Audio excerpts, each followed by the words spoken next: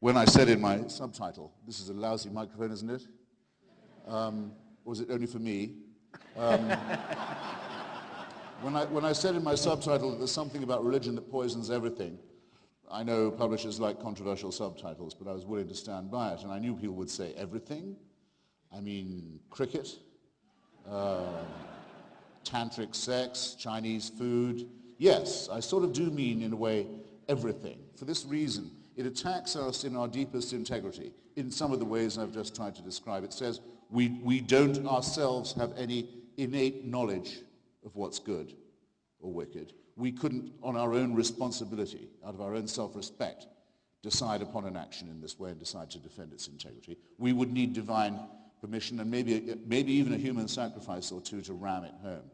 For this to occur, and I go on to say that it makes intelligent people say stupid things, and it makes decent and kindly people do and say very cruel things. And I'll just give a couple of examples.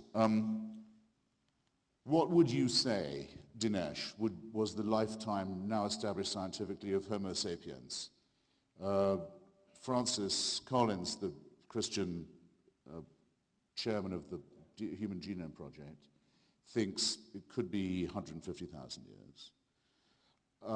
Richard Dawkins thinks it could be as much as 250,000. I don't know, does anyone have I'm excluding those who think it's only 6,000. What if I call it 100,000? Right. All right then. For 100,000 years, Homo sapiens has been on the planet. A fragment of evolutionary time. During that time, people were born, usually dying in the process, or at least a 10 to 20% chance of doing so. If they survive infancy, the odds go up there a lot. They probably have a life expectancy for the first 50, 60, 70,000 years of about 25 to 30 years, usually dying of their teeth.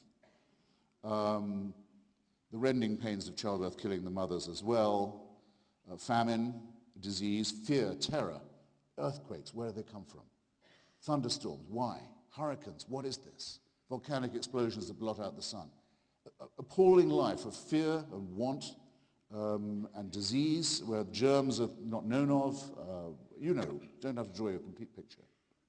And that's to leave out the wars over territory, over sex, over womanhood, over possession that additionally take life. And this is the Hobbesian situation.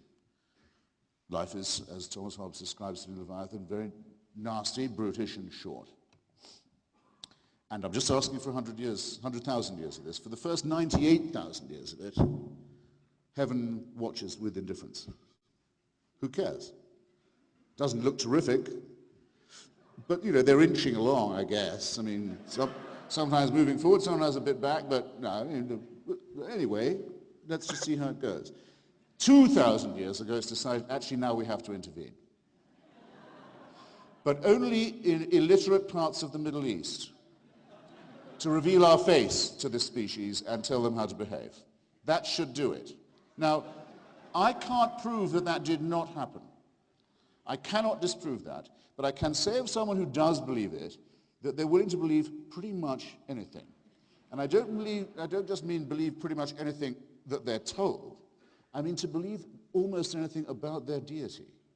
Because if that is how it happened, it's the same as saying that a universe that contains perhaps 100,000 million planets contains just one, which has one favored mammalian species alone chosen for salvation, while the others go into black holes, white dwarfs, shooting stars, imploding comets, and the rest of it. You could believe that if you want. I can't tell you that wasn't the design. But I can tell you, or I can assert, I can make you think, I can ask you to consider whether the person responsible for this is not either very incompetent, very tinkering, very capricious, or very, very cruel. Don't let it be said in your hearing, ladies and gentlemen, any of you who have any self-respect, that though we know the story to be fiction of the Exodus and the wandering and the encounter in Sinai, we know that really to be a metaphor, but taking it to be true that my mother's ancestors wandered all that time under the belief that perjury and murder and theft were okay. only to eventually bump into Mount Sinai and receive the news it wasn't kosher after all. We have to have more respect for ourselves than that. Any human society that had believed those things wouldn't have got that far. I think it's pretty safe to say. Christianity, in other words, is masochistic as well as partly sadistic. It attacks us in our deepest integrity. It says that you and I wouldn't know a right action, wouldn't be able to derive it, or a right thought without the permission of a celestial dictatorship that guards us while we sleep, that can convict us of thought crime, that supervises our every waking moment, that is in fact the origin of totalitarianism in the obeisances that it demands of us, and that will continue to judge us and persecute us and supervise us even after we were dead. This, in my view, as well as being utterly untrue, utterly falsified by fearful human beings, is something that it is very fortunate we possess no evidence for. How horrible it would be if we were condemned to live in this posture of gratitude, permanent gratitude, to an unalterable dictatorship in whose installation we had had no say. And let me add, the worst of that would be if that dictatorship was benign. That would be the thing that would make it insufferable. Some of us refuse it, and we do so on what we confidently say are moral grounds, as well as the ground that the story is a fairy tale, made up by fallible and opportunistic human beings. Why else would I say, in the time I've got left, that Christianity is as well as untrue immoral? Well, it offers something horrible, vicarious redemption. You're told that by applauding a human sacrifice, a particularly cruel and revolting one, that took place before you were born, to fulfill a prophecy in which you had no say, condemns you either to punishment and sin if you don't accept it, or, if you do accept it, offers you the chance that your own sins can be forgiven you. Well, everything is wrong with this picture. First, as with the original proposition of a deity, it requires of you compulsory love as well as compulsory fear. You have to simultaneously love someone, you're commanded to love them, and be frightened of them at the same time. This is no way to teach morals. Second, you're told not that you might get a second chance, but or that your debts can be paid. I can pay your debts if I care enough for you. I could serve your time in prison if I wished. But I can't forgive you the sin. I can't absolve you of the responsibility for what you've already done. I can't wash you white as snow.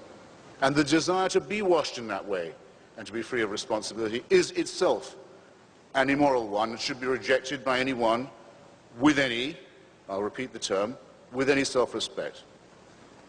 So the vicarious redemption by human sacrifice is an immoral preachment with very immoral implications, as is compulsory love coupled with compulsory fear. The idea that the laws of nature can be suspended in your favor if you make the right propitiations is a lie. Dinesh points out what a lie it is. Einstein says how marvelous it is. The great thing about the universe is its laws never are suspended. They are never suspended. They do operate according to a beauty, a logic, and a symmetry that we don't quite yet understand. We're getting to understand them better. Dinesh points it out rather intelligently to you.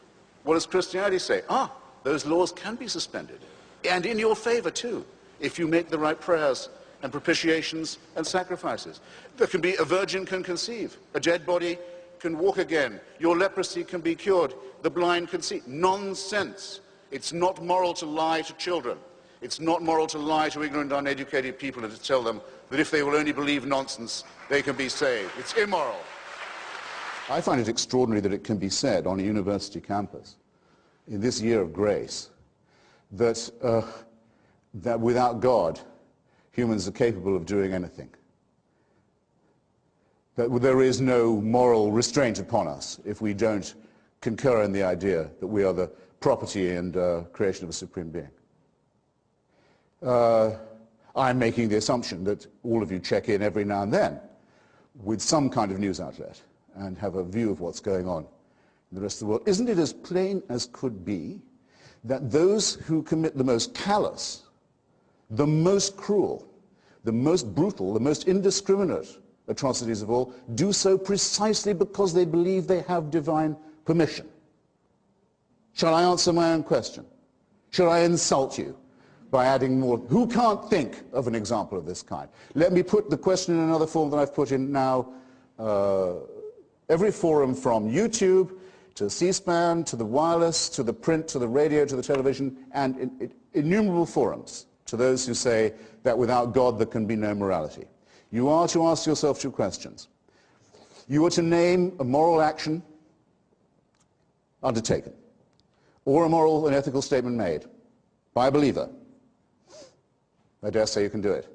You are then to say that you can not imagine a non-believer making this moral statement or undertaking this moral action.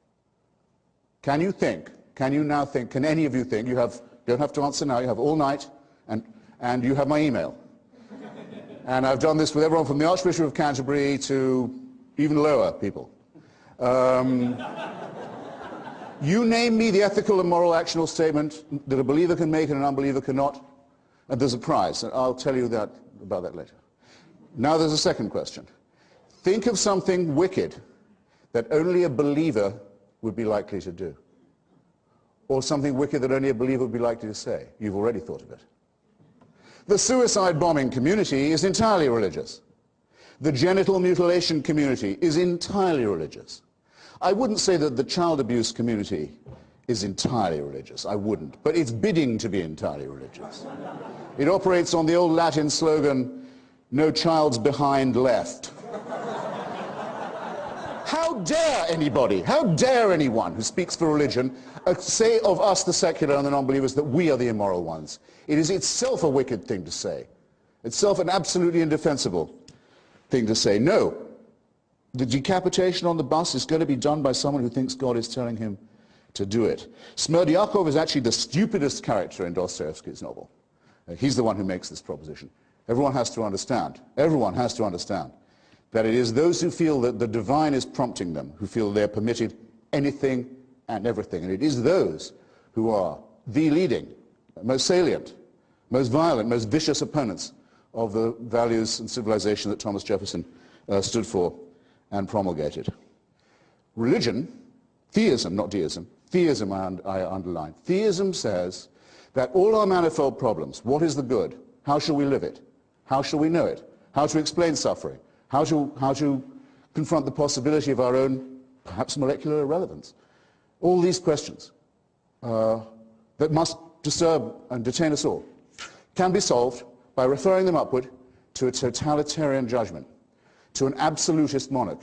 The other thing that the Virginia Statute on Religious Freedom was supposed to rebut.